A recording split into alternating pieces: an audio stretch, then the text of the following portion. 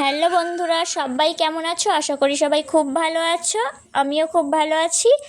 এই দেখো বন্ধুরা, এগুলো কি বলো তো? লাল লাল পাকা পাকা জামরুল। তো বাবা এনেছিল বাজার থেকে, তো আমি ভাবলাম একটু মাখা করে ফেলি, কারণ এই ফলটা শুধু শুধু আমার তো একদমই ভালো লাগে না, কেমন একটা জল জল টাইপের লাগে। তো ভাবলাম মাখা করলে একটু টেস্টি টেস্টি লাগবে, তাই করে ফেললাম। এই দেখো, আমি জামরুলটাকে ভালো করেই আগে জলে ধুয়ে নিচ্ছিলাম, তারপরেই কেটে নিয়ে চলে এসেছি। প্রথমে একটু লবণ দিয়ে দিলাম, তারপরে জিরে মরিচের গুঁড়ো দিয়ে দিলাম, তারপরে একটু জল জিরা দিয়ে দিলাম, তারপরে 2-4টে একটু শুকনো লঙ্কা ভেজেছিলাম সেগুলোই দিয়ে দিচ্ছিলাম গুঁড়ো করে। তো ভালো করে এবারে জামরুলগুলো আর যা মশলা দিয়েছি সবগুলো একটু ভালো করে মাখিয়ে নেব।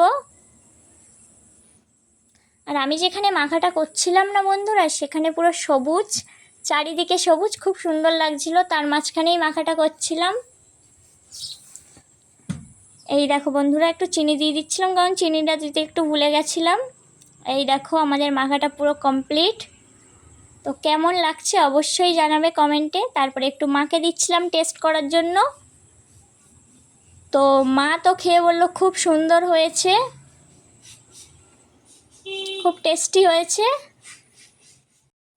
তারপরে একটু বনুকে দিচ্ছিলাম টেস্ট করার জন্য কেমন হয়েছে মাখাটা। তো ও তো বললো খুব সুন্দর হয়েছে। কার কার এরকম মাখা খেতে ভালো লাগে অবশ্যই কমেন্টে জানাবে। টাটা সবাই।